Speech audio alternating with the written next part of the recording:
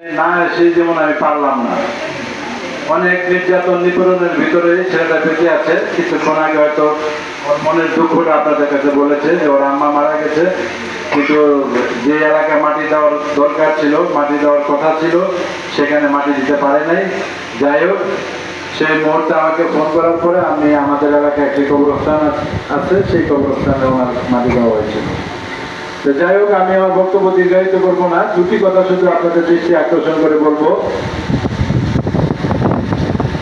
আজকে ছাত্র জনতার মাধ্যমে এবং আমরা প্রায় 16 বছর এই আন্দোলন করে, হয়তো এতদিন অনেকে বলেন নাই, অনেকের কাছে ভিডিও আছে, অনেক কিছুই আছে, আস্তে আস্তে সেগুলো প্রকাশ হবে।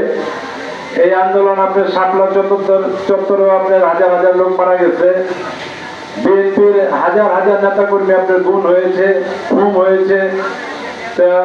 সব মিলিয়ে একটি পর্যায়ে আল্লাহর অশেষ রহমতে ছাত্র জনতার আন্দোলন হয়েছে।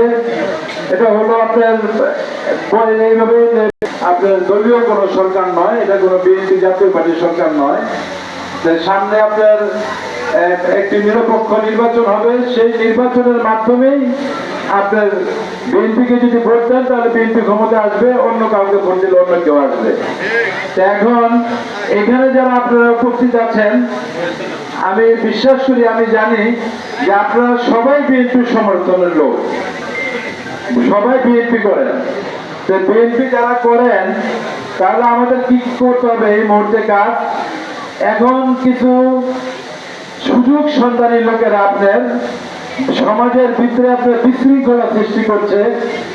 যেমন আপনারা, আমি প্রতিদিনে আমার একই কথা আপনার বলতে হয়, কারণ কথা তো মানে একটাই, যে যেমন বাংলাদেশ পুলিশ প্রশাসন আপনার এখনো আগের মতো সেট আপটা হয় নাই। সেই জন্য যেমন আপনাদের একটু সতর্ক থাকতে হবে, সচেতন থাকতে হবে, যেন কোনো কুচক্রী মহল এই সময়টার ভিতরে কোনো খারাপ কাজ না করতে পারে, কোনো মানুষের উপরে অত্যাচার না করতে পারে, লুটপাট না করতে পারে, এগুলোর প্রতি আপনাদের খেয়াল রাখতে হবে। তো ইতিমধ্যে আমি জানি, আমি আপনার গত 7 তারিখে আপনার জেলখানা থেকে বের হয়েছি।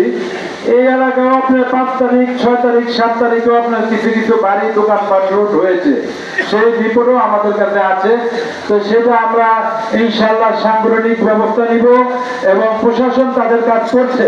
প্রশাসন অলরেডি মাঠে আছে, হয়তো আপনার এখানেও প্রশাসন উপস্থিত আছে, তারা আপনার সব কিছু দেখছে, কে কি করছে, কে কার কি অবস্থান। যাই হোক, আমি শুধু এতটুকু বলবো, আপনারা সচেতন থাকতে হবে এই মুহূর্তে। আপনারা যারা বিএনপি করেন, শহীদ জিয়ার আদর্শের সৈনিকরা, আপনাদের সচেতন থাকতে হবে। অনেকেই আপনাদের উপর দিয়ে আপনাদের নাম ভাঙিয়ে এখানে অকারেন্স করার চেষ্টা করবে, তাদেরকে আপনাদের প্রতিরোধ করতে হবে। এটার জন্য যা যা করণীয় আছে আমরা করব। আমরা আপনাদের পাশে ছিলাম, আছি, ইনশাল্লাহ আগামীতে থাকবো। সর্বশেষ কথা হলো, সামনে আমাদের ভোট। আমাদের ভোট যদি আপনারা আমাদের পক্ষে আনতে হয়, তাহলে আমাদের মানুষের পাশে দাঁড়াতে হবে, মানুষের জন্য কাজ করতে হবে, এটা মনে রাখতে হবে। এটা আমি বিএনপির নেতা কর্মীদের দৃষ্টি আকর্ষণ করে বলছি। এটা আমাদের নেতা জনাব তারেক রহমান এই ইদানিং যাবৎ কয়েকবারই উনি বলেছেন যে আমার দলের যদি কেউ অন্যায় করে তাকেও আইনের হাতে তুলে দেওয়ার জন্য। আমাদের সর্বোচ্চ নেতা যেখানে বলেছেন সেখানে তার কোনো কথা থাকে না। তো ওনার বার্তাটাই যেমন আমরা আপনাদেরকে পৌঁছে দিচ্ছি। তো যাই হোক, আপনারা সবাই সুস্থ থাকেন, ভালো থাকেন। এবং আরেকটি কথা বলি আপনাদের, আগে এই এলাকায় আপনার মাদক সন্ত্রাস লুটপাট যাই হয়েছে, এখন থেকে যেন এগুলো না হয়। আপনারা যারা মুরব্বীরা আছেন, আপনারা খেয়াল রাখবেন। এখানে ইয়াং জেনারেশন যারা আছে তাদের সাথে সমন্বয় করে আপনারা এই সমাজটাকে এগিয়ে নেবেন। কারণ এই দেশ আপনাদের, এই সমাজ আপনাদের, এই গ্রাম আপনাদের, আপনাদের অধিকার আছে আপনাদের মতো আপনাদের সাজিয়ে নেওয়া।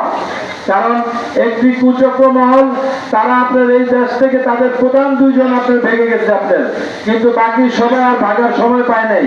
তারা বুঝতে পারে নাই যে এইভাবে আমাদের নেত্রী আমাদেরকে রেখে উপর দিয়ে চলে যাবে।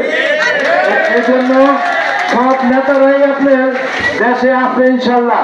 অল্প কিছুদিনের ভিতরে দেখবেন যে আস্তে আস্তে আপনার মুরগির ঘর থেকে আপনার এগুলো বের হচ্ছে এবং প্রশাসন ফেরছে।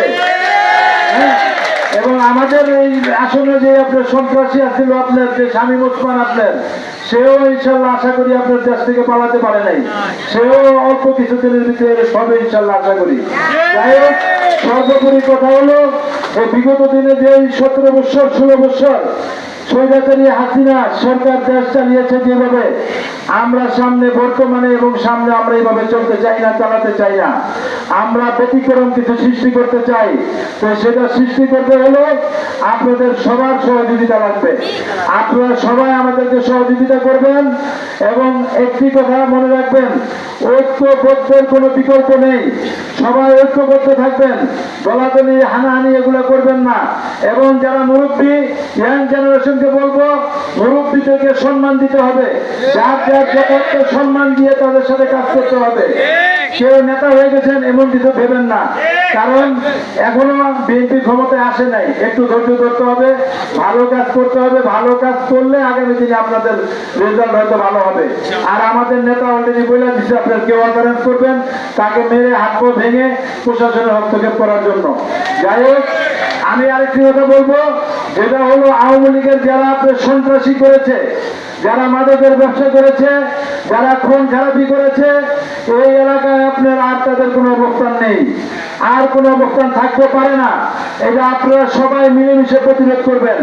আমি সেই নয়ামাদি থেকে এসে এখানে প্রতিরোধ করা সম্ভব নয়। আমাকে জানাবেন, আমি প্রশাসনের সাথে আলাপ করে আমি সেই ব্যবস্থা নেব।